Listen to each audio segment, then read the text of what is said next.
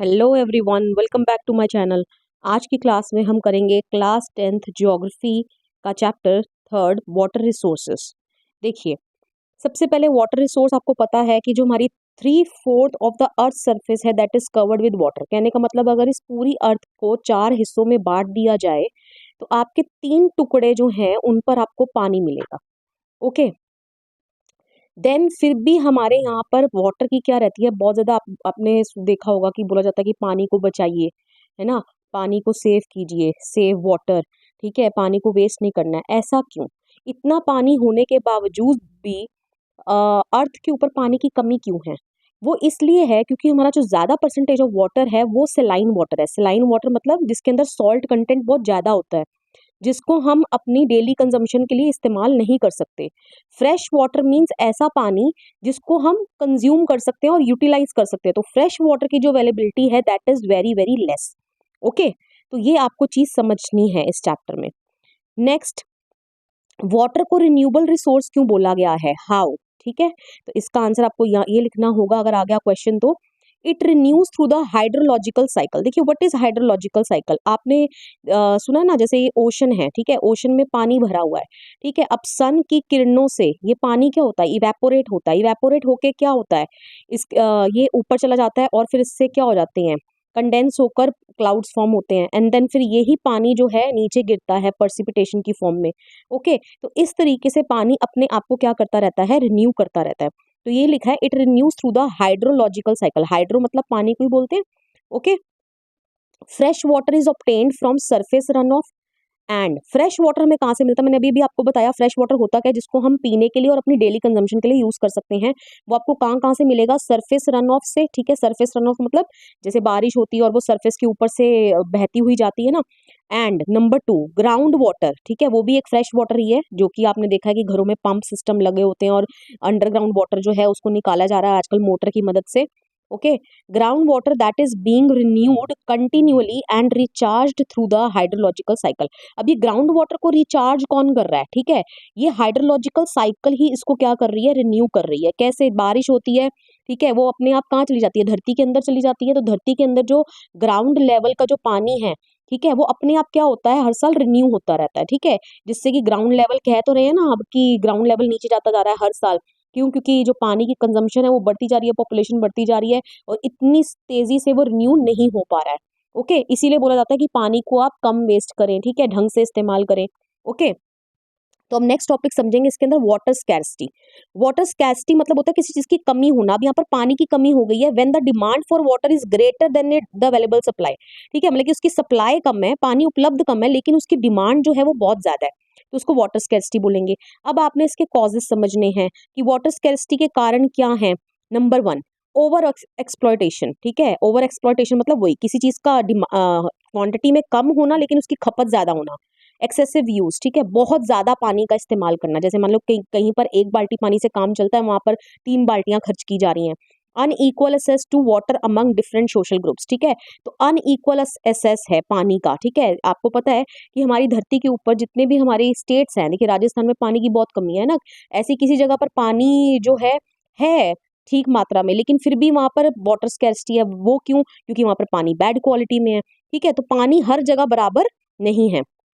Okay, growing population. ठीक है, अब ये कैसे ग्रोइंग पॉपुलेशन होगा? ज्यादा पानी इस्तेमाल होगा, ज्यादा पानी इस्तेमाल होगा डोमेस्टिक पर्पसेस के लिए और फूड भी उगाने के लिए। अब जब फूड ज्यादा ग्रो करना है तो एग्रीकल्चरल एक्टिविटीज में ज्यादा पानी लगेगा। रैपिड अर्बनाइजेशन, जो बहुत जल्दी शहरीकरण हो रहा है, इंडस्ट्रियलाइजेशन हो रहा है, पानी की तो खपत होगी ही होगी, प्लस इनको पावर की भी जरूरत पड़ेगी। ठीक है, पावर मतलब जो इलेक्ट्रिसिटी सप्लाई, और वो किससे पूरा होगा? वो भी आजकल पानी के थ्रू आपको पता है कि इलेक्ट्रिसिटी का उत्पादन किया जाता है। ओके, तो ये सब यहाँ पर पार्ट्स लिख दिए हैं।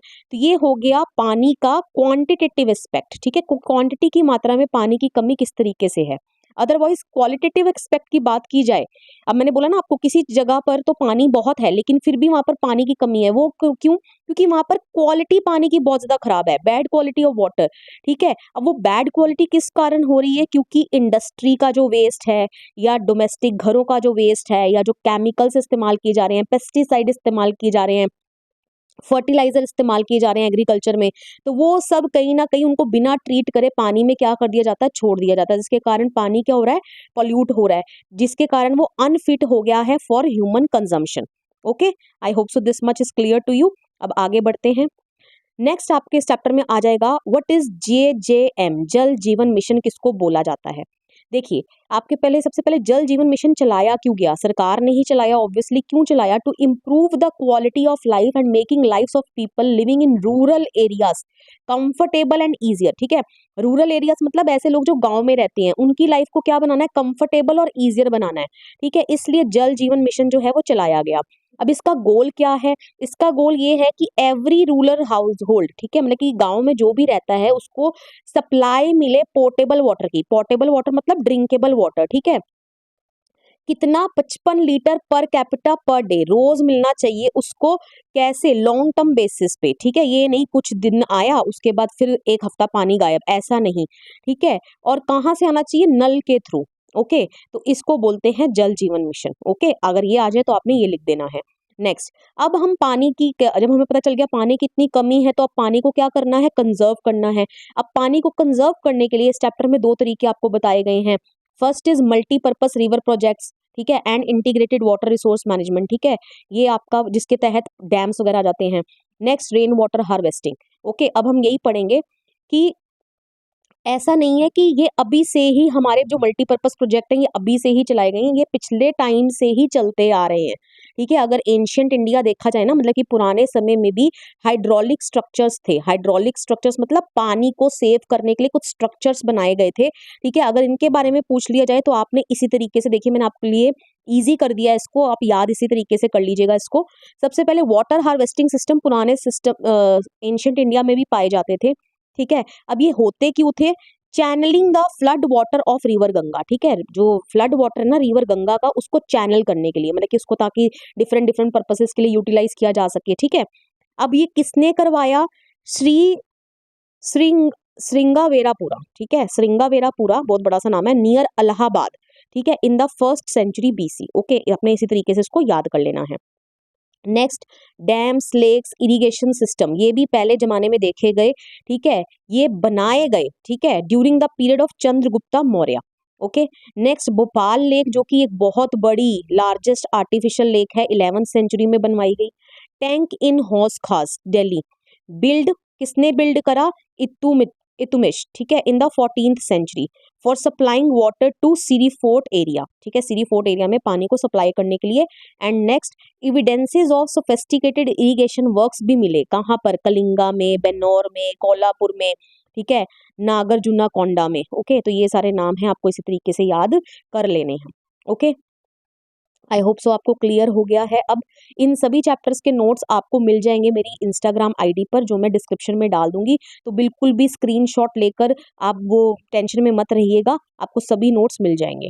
नेक्स्ट, डैम्स किसे कहा जाता है? देखिए, dams are refer to as multipurpose project. डैम्स को ही हम मल्टीपर्पज प्रोजेक्ट बोलते हैं। वाई? क्यों? ये आ जाएगा कि why dams are refer to as multipurpose projects, तब भी आपने यही आंसर लिखना है। अगर वो आपसे मल्टीपर्पज प्रोजेक्ट्स की एडवांटेजेस पूछ ले, तब भी आपने यही आंसर लिखना है। ओके, तो सबसे पहले समझते हैं डैम्स क्या होते हैं। Okay, a dam is a barrier across flowing water that obstructs, directs or retards the flow, often creating a reservoir, lake और इम्पाउंडमेंट। देखिए, ब्रेक कर लीजिए डेफिनेशन को। डैम क्या होता है? एक बैरियर है। ठीक है, जैसे मान लो एक चलती हुई बहती हुई नदी आ रही है, इसके आगे एक दीवार खड़ी कर दी। ठीक है, एक स्ट्रक्चर सा क्रिएट कर दिया, बैरियर बना दिया यहाँ पे। ओके, अब वो क्या करेगा? ऑब्स्ट्रक्ट कर देगा। ऑब्स्ट्रक्ट मतलब इस पानी के बहाव को रोक देगा। ठीक है, डायरेक्ट उसका जो डायरेक्शन है उसको चेंज कर देगा, और रिटार्ड द फ्लो, और इसके फ्लो को क्या कर देगा? धीमा कर देगा। अब इससे होगा क्या? Often creating a reservoir. Reservoir मतलब क्योंकि अब यहाँ पर बहुत मात्रा में पानी इकट्ठा हो जाएगा। ओके, तो रिजर्वॉयर मतलब यही, यहाँ पर एक रिजर्व इकट्ठा हो गया ना पानी का। लेक और इम्पाउंडमेंट, यही जो रिजर्व यहाँ पर इकट्ठा हुआ, इसी को लेक भी बोला गया, इसी को इम्पाउंडमेंट बोला गया है। ओके, तो इस तरीके से आपने ब्रेक करके डेफिनेशन को याद कर लेना है। डैम्स को रेफर किया जाता है to the reservoir rather than a structure. ठीक है, तो डैम्स को रिजर्वॉयर की तरह ट्रीट किया गया रेदर देन स्ट्रक्चर। अब डैम्स को भी क्लासिफाई किया गया है on the basis of material and structure, ठीक है। टिम्बर डैम्स, एम्बैकमेंट डैम्स या मेसनरी डैम्स विद सेवरल सब टाइप्स। अब वो सब टाइप्स आपके सिलेबस में नहीं है, ना ही आपकी बुक में लिखी है। हाइट के बेसिस पर डैम को क्लासिफाई किया गया है लार्ज एंड मेजर डैम्स में, या लो डैम्स, मीडियम डैम्स या हाई डैम्स। ओके, अब आ जाते हैं, अब डैम्स को मल्टीपर्पज प्रोजेक्ट क्यों कहा गया है, क्योंकि इसकी बहुत सारी एडवांटेजेस हैं। सबसे पहले तो ये इलेक्ट्रिसिटी जनरेशन में मदद करते हैं, फ्लड को कंट्रोल करते हैं। Okay, provide water for irrigation agricultural, for irrigating agricultural fields, ठीक है। ऑब्वियसली इसका जो पानी है वो इस्तेमाल किया जाता है फील्ड्स को इरिगेट करने के लिए। Okay, domestic and industrial purposes के लिए पानी की सप्लाई जाती है यहीं से। Help in inland navigation and fish breeding, ठीक है। फिश ब्रीडिंग और इनलैंड नेविगेशन आप समझते हैं ना, मान लो अपने ही देश में आपने एक जगह से दूसरी जगह जाना है, ठीक है, विद द हेल्प ऑफ किसकी, रिवर की मदद से, ठीक है। तो इनलैंड नेविगेशन उसमें मदद करता है। फिश ब्रीडिंग, फिश तो ब्रीड कहाँ होंगी, पानी में ही होंगी। Okay, last is recreation. देखिए रिक्रिएशन मतलब जैसे मान लो कोई एक ऐसा इलाका है जहाँ पर पहले कोई पानी नहीं था, तो वो इलाका सारा क्या होगा, बंजर, ठीक है, सुनसान, वहाँ कोई नहीं रहता होगा, क्योंकि रहने के लिए आपको पानी की बहुत ज़्यादा ज़रूरत है। लेकिन क्योंकि अब यहाँ पर डैम क्रिएट होगा तो इसके आसपास के एरिया में पानी की सप्लाई अब मिल जाएगी। अब जब पानी की सप्लाई मिल जाएगी तो यहाँ पर आबादी भी आकर सेटल हो जाएगी। इसी को बोलते हैं रिक्रिएशन होना। Okay, clear. इसीलिए इसके इतने सारे यूजेस के कारण ही जवाहरलाल नेहरू ने क्या बोला कि dams as the temple of modern India. ये कई बार एमसीक्यू में आ जाता है, किसने बोली ये चीज, temple of modern India, dams को किसने कहा, तो आप लिखेंगे जवाहरलाल नेहरू। ओके, चलिए अब आगे बढ़ते हैं। तो अभी तक हमने डैम्स की एडवांटेजेस देखी, अब हम देखेंगे कि इसका क्रिटिसिज्म भी हुआ, ठीक है। मल्टीपर्पज प्रोजेक्ट्स का क्रिटिसिज्म भी हुआ, मतलब कि लोग इसके अगेंस्ट में भी गए। अब जब वो आपसे क्रिटिसिज्म पूछ लेगा, डिसएडवांटेजेस पूछ लेगा, तो आपने सबसे पहले मेन ये जो आपने मैंने इस पेज पर लिखी है, आपने ये लिख लेनी है, याद कर लेनी है। किस तरीके से अभी मैं आपको बताऊंगी। सबसे पहले लार्ज स्केल डिस्प्लेसमेंट हुआ ऑफ लोकल कम्युनिटीज। ऑब्वियसली देखिए, अगर किसी जगह पर डैम बनाया जाएगा, मल्टीपर्पज प्रोजेक्ट, ठीक है, डैम्स बनाए जा रहे हैं, तो वहां पर जो रहने वाली पॉपुलेशन है, तो आपको वहां जगह खाली करवानी होगी, जिसके कारण वहां की लोकल कम्युनिटीज को उस जगह को छोड़कर दूसरी जगह पर मूव ऑन होना पड़ेगा, ठीक है। तो उनका मतलब कि कहने का मतलब उनकी तो पूरी जिंदगी जो थी वो उथल पुथल हो गई। ओके, तो इसी के चलते बहुत सारी सोशल मूवमेंट्स भी चलाई गई अगेंस्ट मल्टीपर्पज प्रोजेक्ट, ठीक है। एमपीपी मतलब मल्टीपर्पज प्रोजेक्ट। लाइक कौन कौन सी मूवमेंट चलाई गई, तहरी डैम आंदोलन और नर्मदा बचाओ आंदोलन। ओके, नेक्स्ट देख लेते हैं। Dam also fragment rivers and make it difficult for aquatic fauna to migrate, specially for spawning, ठीक है। डैम्स जो होते हैं ना, वो रिवर को फ्रेगमेंट कर देते हैं, मतलब कि दो हिस्सों में बांट देते हैं। जैसे मान लो ये रिवर जा रही थी, अब यहाँ पर एक आगे डैम क्रिएट हो गया, तो अभी तक अगर ये डैम ना होता तो ये पानी बिल्कुल ऐसे बहता हुआ चला जाता। लेकिन अब इस डैम ने क्या किया, इस डैम ने रिवर को दो भागों में बांट दिया, जिसके कारण इसके अंदर रहने वाली जो एक्वेटिक फोना, फोना मतलब क्या होते हैं, एनिमल्स, ठीक है, मछलियां थी, ठीक है, उनका माइग्रेशन क्या हो गया, डिफिकल्ट हो गया। पहले तो वो जब डैम नहीं था तो वो बड़ी आसानी से यहाँ से यहाँ तक मूव करती जा रही थी पानी में, ठीक है। लेकिन अब इनका माइग्रेशन डिफिकल्ट हो गया, स्पेशली फॉर स्पॉनिंग, ठीक है। स्पॉनिंग मतलब क्या होता है, जो फिश अपने एग्स ले करती है ना, उसको बोला गया। यहाँ पे जेली लाइक एग्स होते हैं फिश के, क्लियर। तो ये भी आपको याद हो जाएगा, आई होप सो। दो पॉइंट्स बहुत ही ईजी हैं। Next dams built on the flood plains submerge the existing vegetation and soil, leading to its decomposition over a period of time। देखिए क्या मतलब है इसका, इसको समझाने के लिए आपको फ्लड प्लेन्स पता होने चाहिए। फ्लड प्लेन्स क्या होते हैं, तो फ्लड प्लेन्स देखिए ये होता है फ्लड प्लेन। देखिए ये रिवर का रास्ता है, ठीक है। जब मान लो पीछे से बारिश बहुत ज्यादा तेज आई या बाढ़ आ गई, तो अब वो पानी सिर्फ इस रास्ते से होकर तो गुजरेगा नहीं, अब वो सारा पानी ये सारी जगह को भी कवर कर लेगा। अब वो इस तरीके से बहेगा, इन सब चीज जगह को भी कवर कर लेगा। तो ये जो सारा एरिया उसने कवर किया, ठीक है, और जब नॉर्मल हो जाएगा तो फिर रिवर अपनी वही शेप ले लेगी, ठीक है, जो उसका रास्ता है वही ले लेगी। तो ये जो एरिया आसपास क्रिएट हुआ, इसको फ्लड प्लेन्स बोलते हैं। ओके, तो चलिए अब मीनिंग समझते हैं। अब यहाँ पर क्या बोला गया है कि dams build on flood plains, अगर फ्लड प्लेन्स के ऊपर डैम बनाए जाते हैं, वो क्या कर देते हैं, सबमर्ज कर देते हैं एग्जिस्टिंग वेजिटेशन को। मतलब कि वहां पर अगर, क्योंकि देखिए अब इस एरिया पर क्या हो गया, यहाँ पर पीछे से फ्लड प्लेन्स है ना, ये फ्लड प्लेन, तो पीछे से जितनी भी आपकी उपजाऊ मिट्टी होगी वो भी यहाँ पर आके क्या होगी, सेटल होगी। तो यहाँ पर वेजिटेशन वगैरह अपने आप ही उग गई होगी, ग्रो हो गई होगी। लेकिन अगर यहाँ पर डैम्स बना दिए तो ये जो वेजिटेशन यहाँ अपने आप ग्रो हुई वो क्या हो जाएगी, सबमर्ज हो जाएगी, मतलब कि दफन हो जाएगी एक तरीके से। Okay, leading to its decomposition, जिसके कारण वो क्या हो जाएगी, डिकम्पोज हो जाएगी। ठीक है, तो ये भी एक नुकसान हो गया किसका, मल्टीपर्पज प्रोजेक्ट का। नेक्स्ट लास्ट पॉइंट, लास्ट नहीं बोलूंगी, fourth point which is very very important, ये आपने पॉइंट्स तो लिखकर आने ही आने हैं। Regulating and damming of reverse affect there natural flow. ठीक है, देखिए आप पानी के, आप एक रिवर के आगे क्या बना रहे हैं, डैम बना रहे हैं। ठीक है, उसके पानी को रोकने के लिए, तो यहाँ पर आप रेगुलेट ही तो करना चाह रहे हैं, पानी के ऊपर रेगुलेशन ही तो लगा रहे हैं आप, या डैमिंग ऑफ रिवर्स। ठीक है, उससे क्या होगा, उनका नेचुरल फ्लो क्या होगा, अफेक्ट होगा, उनके नेचुरल फ्लो जिस तरीके से वो बह रही थी अब उस तरीके से नहीं बहेंगी। ओके, अब जिसके कारण होगा क्या, कॉजिंग पुअर सेडिमेंट फ्लो। ठीक है, अभी तो ये पहले बिल्कुल बेपरवाह ऐसे जा रही थी तो अपने साथ जो भी सेडिमेंट्स थी बहाते हुए ले जा रही थी, लेकिन अब क्या हो गया, पुअर सेडिमेंट फ्लो हो गया, अब ये नहीं ले जा सकती उस तरीके से। And excessive sedimentation at the bottom of the reservoir. ठीक है, मतलब कि जो रिजर्वॉयर है ना, यहाँ पर जो रिजर्वॉयर क्रिएट हुआ, जैसे ये रिवर थी, इस रिवर के ऊपर डैम बना, तो जो रिजर्वॉयर बना पीछे, अब यहाँ पर बहुत ज्यादा क्या हो जाएगा, सेडिमेंट बैठ जाएंगे इसके बॉटम में, जिसके कारण क्या होगा, रॉकियर स्ट्रीम बेड्स, मतलब कि यहाँ का जो एरिया है ना, नीचे बहुत बड़े बड़े रॉक्स बन जाएंगे एक तरीके से।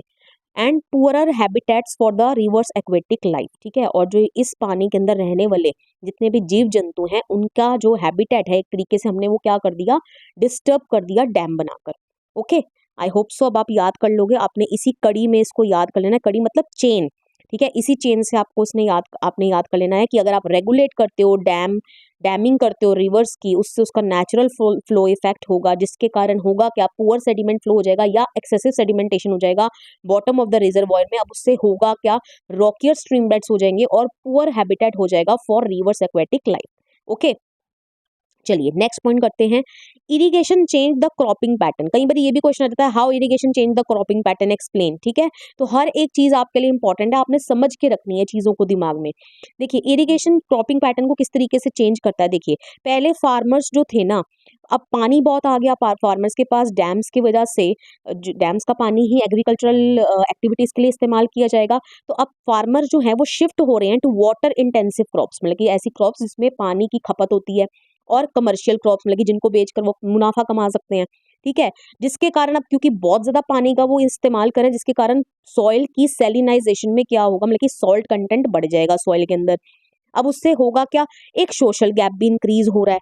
कहने का मतलब जो रिच लैंड ओनर्स है, जिनके पास तो खूब सारी जमीन है, वो अमीर होते जाएंगे। ठीक है, वेयर एज जो लैंडलेस ओनर हैं, जो पुअर हैं, ठीक है, वो क्या होते जाएंगे, गरीब होते जाएंगे। क्यों, क्योंकि ये जो प्रॉस्परस फार्मर है, जिसके पास खूब सारी जमीन है, वो तो क्या करता जा रहा है, वो तो पानी का खूब इस्तेमाल करके, खपत करके अच्छे से कमर्शियल क्रॉप को उगाता जा रहा है और उसको धड़ल्ले से बेचता जा रहा है और अमीर बढ़ता जा रहा है। लेकिन जिसके पास जमीन ही नहीं है, ठीक है, तो वो पानी का सुविधा तो है, लेकिन उस वो पानी की सुविधा को कहाँ उपलब्ध, कहाँ यूज करे। ओके, तो इसलिए वो क्या होता जाएगा, और ज्यादा गरीब होता जा रहा है। ओके, जिसके कारण सोशल गैप इंक्रीज हो गया। ओके, आई होप सो ये वाला पॉइंट भी आपको क्लियर हो गया।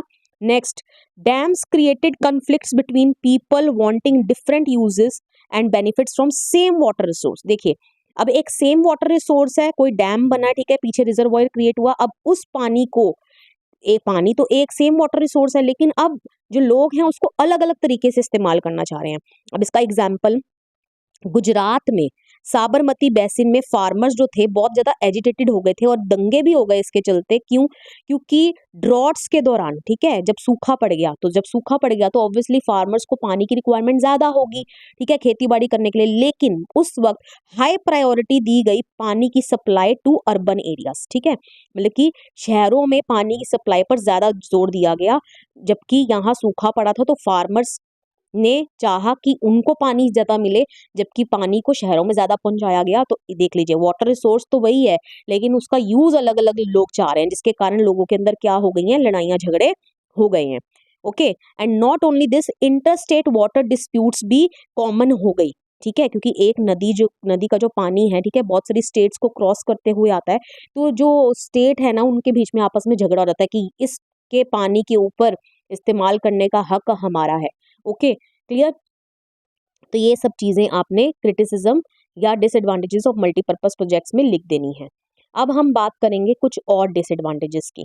देखिए, most of the objections of the projects arouse due to their failure to achieve the purpose for which they were built. अब ये तो कुछ जो हमने अभी पढ़े वो तो क्रिटिसिज्म थे। अब कुछ ऐसी ऑब्जेक्शंस भी हुई, क्योंकि जिन पर्पस के लिए डैम्स को बनाया गया था, अब वो उन्हीं पर्पस को पूरा नहीं कर पा रहे थे। कैसे? Dams built to control flood have triggered floods due to sedimentation in the reservoir. ठीक है, डैम्स को बनाया किस लिए? ताकि वो फ्लड को कंट्रोल करेंगे, लेकिन उन्होंने तो फ्लड्स को ट्रिगर कर दिया, मतलब कि फ्लड्स को और ज्यादा बढ़ा दिया। क्यों? क्योंकि सेडिमेंटेशन हो गया रिजर्वॉयर में। ठीक है, ये रिवर जा रही थी, यहाँ पर डैम बना हुआ है। ठीक है, ये रिजर्वॉयर हो गया पीछे वाला जहाँ पानी सारा कलेक्ट है। क्योंकि हमने पढ़ा था नीचे सेडिमेंट्स बैठ जाएंगे, रॉकियर स्ट्रीम बेड हो जाएगा। रॉकियर स्ट्रीम बेड होने के कारण पत्थरों ने इतनी जगह ले ली है, तो पानी का लेवल तो क्रॉस कर ही जाएगा। ओके, तो उल्टा और ज्यादा फ्लड्स क्या हो गए? इंक्रीज हो गए। Okay, next, this not only cost devastation to life and property but also cause extensive soil erosion. ठीक है, अब ऑब्वियसली फ्लड आएगा, उससे लाइफ को तो तबाही पहुंचेगी पहुंचेगी, प्रॉपर्टी को भी नुकसान पहुंचेगा, बट एक्सटेंसिव सॉइल इरोजन भी हो गया। ओके, क्योंकि जब बाढ़ आएगी तो खूब तेजी से क्या करेगी? पानी जाएगा और अपने साथ जो मिट्टी है उसको बहाता हुआ ले जाएगा, तो सॉइल इरोजन और ज्यादा हो गया। Next, sedimentation meant that the flood planes were deprived of silt. ठीक है, सेडिमेंटेशन से हम क्या समझते हैं कि फ्लड प्लेन्स जो हैं उनको डिप्राइव किया जा रहा है। किससे? सिल्ट से, natural fertiliser, further adding on to the problem of land degradation. और ज्यादा लैंड डिग्रेडेशन की प्रॉब्लम क्या हो गई है? बढ़ गई है सेडिमेंटेशन होने के कारण। Okay, next, it is also notice that multipurpose project induced earthquakes. ठीक है, मल्टीपर्पज और प्रोजेक्ट्स जो हैं वो कारण बने अर्थक्वेक्स का। क्यों? क्योंकि हम जमीन के ऊपर ही इतना वजन डालकर, ठीक है, एक डैम बना रहे हैं, जिसके कारण जो अर्थ के नीचे की टेक्टोनिक प्लेट्स हैं वो क्या हो जाती है? उनके ऊपर ज्यादा प्रेशर पड़ता है, जिसके कारण अर्थक्वेक्स भी आ जाते हैं। Okay, caused water borne diseases, paste and pollution. ठीक है, बहुत सारी वाटर बॉर्न डिजीजेस हुई, क्योंकि देखिए ना, रिजर्वॉयर क्रिएट कर रहे हो आप। ठीक है, रिजर्वॉयर क्रिएट करोगे, पानी एक जगह इकट्ठा रहेगा इतनी मात्रा में, तो आपको पता ही है खड़े पानी में हमेशा क्या रहते हैं? मच्छर, पेस्ट। ठीक है, मच्छर जो है पनपते हैं। ठीक है, मलेरिया, डेंगू वगैरह होता है। ठीक है, तो यही है यहाँ पर। तो ये मतलब कि जो माना गया था कि मल्टीपर्पज प्रोजेक्ट इन चीजों में मदद करेंगे, लेकिन उन्होंने उसका उल्टा ही करा। ओके, तब आपने ये पॉइंट्स लिखने हैं। ओके, चलिए नेक्स्ट पढ़ते हैं दूसरे सिस्टम के बारे में, रेन वाटर हार्वेस्टिंग। ओके, तो यहाँ बढ़ने से पहले मैं आपको एक बार दोबारा से बता देती हूँ, एक मिनट, कि हमने मल्टीपर्पज प्रोजेक्ट्स के एडवांटेजेस भी पढ़े एंड डिसएडवांटेजेस भी पढ़े। ओके, डैम्स को ही मल्टीपर्पज प्रोजेक्ट्स कहा जाता है। सबसे पहले हाइड्रोलिक स्ट्रक्चर भी अवेलेबल थे हमारे एंशियंट इंडिया में, जो मैंने आपको बता दिए। उसके बाद हमने डैम्स को मल्टीपर्पज प्रोजेक्ट कहा, हमने यहाँ इसके एडवांटेजेस देखी। ओके, देन हमने इसके डिसएडवांटेजेस देखी मल्टीपर्पज प्रोजेक्ट्स की। ओके, अब हम आगे देखने वाले हैं कि रेन वाटर हार्वेस्टिंग जो हमारा सेकंड सिस्टम है वो क्या कहता है। देखिए, साफ साफ समझ में आ रहा है, rain water harvesting is the collection and storage of rain water. ठीक है, आप रेन वाटर को कलेक्ट कर रहे हो और स्टोर करके रख रहे हो, rather than allowing it to run off. ठीक है, मतलब कि आप उसको बहने नहीं दे रहे हो। ओके, अब इसकी जरूरत क्या है? अगर वो पूछ ले what is the need of rain water harvesting, सबसे पहले सस्टेनेबल डेवलपमेंट आप चाहते हो। सस्टेनेबल डेवलपमेंट मतलब, अब मैं आपको पिछले चैप्टर्स में क्लियर कर चुकी हूँ। ठीक है, आप आने वाले इस तरीके से पानी को यूज करो कि आपकी आने वाली जनरेशन के लिए भी पानी जो है वो बच जाए। ठीक है, सस्टेनेबल डेवलपमेंट की तरफ ये एक स्टेप है। To reduce decline in ground water levels. ठीक है, ग्राउंड वाटर, अगर आप रेन के पानी को हार्वेस्ट करोगे तो जो आपका ग्राउंड वाटर लेवल है वो रिड्यूस और ज़्यादा डिक्लाइन नहीं होगा। Okay, increase in agricultural production, क्योंकि फिर रेन वाटर को इस्तेमाल कर सकते हो आप एग्रीकल्चर एक्टिविटीज़ करने के लिए। ठीक है, and to improve ground water quality, ground water quality भी क्या हो जाएगी? इम्प्रूव हो जाएगी। ओके, अब ऐसा नहीं है कि रेन वाटर हार्वेस्टिंग जो है वो मॉडर्न टाइम पीरियड में अभी इंट्रोड्यूस हुई है। जैसे हमने सोफेस्टिकेटेड हाइड्रोलिक स्ट्रक्चर्स पढ़े थे, ठीक है, जो पहले ज़माने में थे, ऐसे ही sophisticated ancient water harvesting system भी था। ठीक है, अब वो क्या क्या था, अब ये आपको याद कर लेना है। नंबर 1 में, in hill and mountainous regions people built diversion channels like guls और kuls of the western Himalayas for agriculture. ठीक है, तो सबसे पहले हिल एंड माउंटेनियस रीजन में लोग क्या बना देते थे? डाइवर्जन चैनल बना देते थे, जिनका क्या नाम है? गुल्स और कुल्स। ठीक है, और ये कहाँ है? Western Himalayas. और किसके लिए? ताकि इस पानी को फिर वो बाद में क्या करें? एग्रीकल्चर के लिए यूज कर लें। ठीक है, तो आपने याद रखना है, हिली और माउंटेन रीजन में डाइवर्जन चैनल बना दिए जाते थे, जिनको गुल्स और कुल्स के नाम से जाना जाता था। Okay, next, in the flood plains of Bengal people developed inundation channels to irrigate their field. ठीक है, अब फ्लड प्लेन्स बंगाल में उन्होंने क्या करा, इनअंडेशन चैनल्स बना लिए अपनी फील्ड्स को इरिगेट करने के लिए। देखिए इनअंडेशन चैनल से आप क्या समझते हो, मान लो ये आपकी फील्ड है, ठीक है, इसके बीच में कहीं कहीं जगह पर ना खोद कर रख दिया ताकि जब बारिश आए तो इन गड्ढों में क्या भर जाए, पानी भर जाए। ठीक है, अब जब बारिश चली गई, अब ये फील्ड एरिया है, ठीक है, अब ये तो सूख जाएगा यहाँ पर पानी, तो बाद में ये वाला जो पानी है ना जो यहाँ गड्ढों में भर गया था, तो वो इसको क्या कर लेंगे, इस्तेमाल कर लेंगे। इसी को बोलते हैं इनअंडेशन चैनल। ओके, तो ये बनाए गए। Okay, next, in the arid and semi arid regions agricultural fields were converted into rain fed storage structures. ठीक है, एरिड मतलब जहाँ सूखा रहता है और सेमी एरिड मतलब जहाँ थोड़ा थोड़ा पानी रहता है लेकिन पानी की कमी तो रहती है। एग्रीकल्चरल फील्ड्स को कन्वर्ट कर दिया गया रेन फेड स्टोरेज सिस्टम में। रेन फेड स्टोरेज सिस्टम समझते हैं, मान लो ये फील्ड है आपकी, ठीक है, इसके आसपास चार दीवारी बना देना, थोड़ी सी ऊपर खड़ी हो जाए ये, ठीक है, ईंटें लगा देना ताकि जब रेन वाटर आए तो वो इस एरिया में क्या हो जाए, सारा जमा हो जाए। Okay, clear. That allowed water to stand and moisture the soil like the, अब ये आपको याद रखने हैं कौन कौन से हैं, खादिन्स इन जैसलमेर, ठीक है, खादिन्स बनाए गए जैसलमेर में, johads in other parts of Rajasthan. Okay, आपने इस तरीके से याद कर लेना है, एमसीक्यू में भी आ जाता है, गुलकुल के बारे में पूछ लेता है और इनका भी नाम लेकर पूछ लेता है कि खादिन्स कहाँ मिलते हैं, ठीक है, जोहाट्स कहाँ मिलेंगे। ओके, एंड ये होते क्या है, कई बार ये भी बोल देगा वो। Next, fourth part, in the semi arid and arid regions of Rajasthan, ठीक है, स्पेशली इन, ये वाली प्लेसेस आपने याद कर लेनी है, Bikaner, Phalodi and Barmer. All the houses and underground had underground tanks और tankas for storing drinking water. ठीक है, इन जगहों पर सभी घरों में क्या है, एक अंडरग्राउंड टैंक है, ठीक है, जिसके अंदर पीने वाला पानी स्टोर किया जाता है।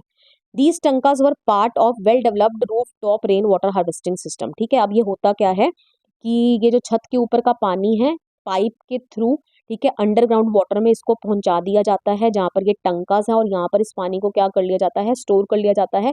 ऑब्वियसली जो पहली बारिश है उसके पानी को बहने दिया जाता है ताकि ये जो पाइप वगैरह है सभी साफ हो जाए।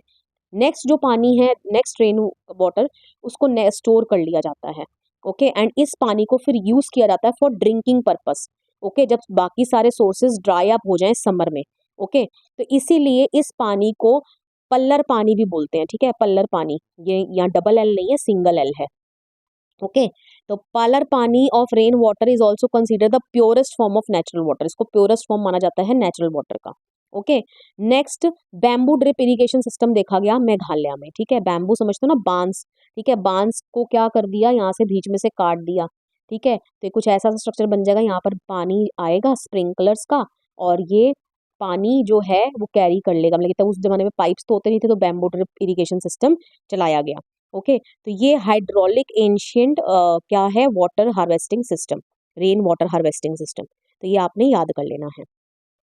नेक्स्ट आ जाते हैं, last and most important topic, advantages of rain water harvesting system.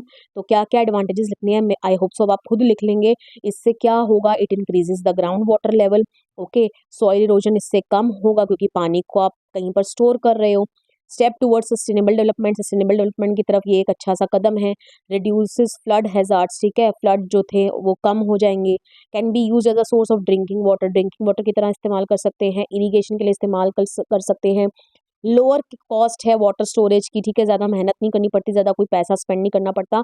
Beat the summer heat, ठीक है, क्योंकि लोगों ने राजस्थान में, आपने पता ना, अंडरग्राउंड वाटर टंकास बनाए हुए हैं, तो साथ में ही उनके कमरे हैं, तो गर्मियों में उनका जो कमरे हैं वो भी क्या रहेंगे, ठंडे रहते हैं। Okay, next, important points to remember. अब कुछ इंपॉर्टेंट पॉइंट्स है जो आपने इस चैप्टर में याद रखने हैं। Dash is the first and the only state in India which has legally made roof top rain water harvesting structure compulsory to all the houses across the state. ठीक है, तमिलनाडु इकलौती ऐसी स्टेट है जिसने बिल्कुल इसको लीगली कंपल्सरी कर दिया कि सभी घरों में rain water harvesting system structure रहेगा। ठीक है, याद रख लेना आपको, Tamil Nadu. Okay, next, 200 household in गेहंदाथुर, मैसूर कर्नाटका। ठीक है, गेहंदातुर एक विलेज है, कहाँ पर है, मैसूर, जो कि कहाँ है, कर्नाटका में।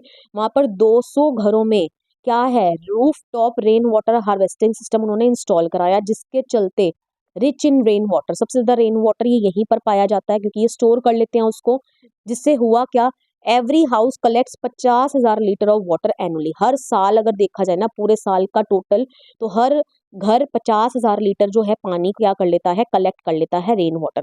और अगर उन सभी घरों का जो 50,000 लीटर, उन सभी 200 घरों को हम ऐड कर दे तो 1 लाख लीटर जो है पानी एनुअली क्या हो जाता है, सेव हो जाता है। ओके, कहाँ पर, गैंथातूर, मैसूर, कर्नाटका। ओके, चलिए लास्ट है इस चैप्टर से मैप वर्क। मैप वर्क में आपको वो लोकेट एंड लेबल करने को बोल देगा। ये आपके डैम्स हैं 8 जो आपके सिलेबस में है, जो आपने याद रखने हैं। ओके, और अब आपने इसको प्लॉट करना है। देखिए प्लॉट करने के लिए देखिए सलाल डैम कहाँ है, कश्मीर में। ओके, तो यहाँ मैंने ऊपर लिखा भी हुआ है, सलाल डैम कश्मीर, भाखड़ा नांगल हिमाचल प्रदेश, तहरी उत्तराखंड। तो ये पहले यही 3 देख लेते हैं, नीचे देख लीजिए सलाल डैम कहाँ है, ये कश्मीर में, ठीक है। भाखड़ा नांगल कहाँ पर, हिमाचल प्रदेश। नेक्स्ट तहरी कहाँ है, उत्तराखंड। एक के नीचे एक आते जा रहे हैं 3, आप इसी तरीके से याद कर लेंगे। नेक्स्ट देखते हैं आपका है राणा प्रताप सागर कहाँ है, ये राजस्थान। सरदार सरोवर कहाँ है, गुजरात में, ठीक है। हीराकुड कहाँ है, उड़ीसा में। तो चलिए देखते हैं अब यहाँ पे, ये देखिए राणा प्रताप सागर कहाँ है, राजस्थान में। सरदार सरोवर कहाँ है, गुजरात में। ओके, एंड हीराकुड कहाँ है, देखिए ये वेस्ट बंगाल है, ये उड़ीसा में। ओके, चलिए आगे देखते हैं आपका नेक्स्ट नागार्जुना सागर, ठीक है, ये तेलंगाना एंड आंध्र प्रदेश। एंड तुंगाभद्रा, ये कहाँ है, कर्नाटका में। तो देखिए देख लेते हैं मैप में, देखिए ये रहा नागार्जुना सागर, देखिए ये आंध्र प्रदेश एंड तेलंगाना के यहाँ यहाँ पर आपने करना है, ठीक है, इस जगह पर। एंड तुंगाभद्रा, ठीक है, तुंगाभद्रा कहाँ है आपका, कर्नाटका में, ठीक है। तो ये रहा आपका Karnataka. Okay, so with this I come to end of this video. हमारा सारा चैप्टर जो है ये कवर हो गया है। नोट्स आपको मेरी इंस्टाग्राम आईडी पर मिल जाएंगे। आई होप सो वीडियो आपको पसंद आया। वीडियो पसंद आया हो, वीडियो को लाइक करिए, शेयर करिए, कमेंट करके बताइए वीडियो आपको कैसा लगा। And please don't forget to subscribe my channel. मिलेंगे नेक्स्ट वीडियो में, टिल देन बाय बाय।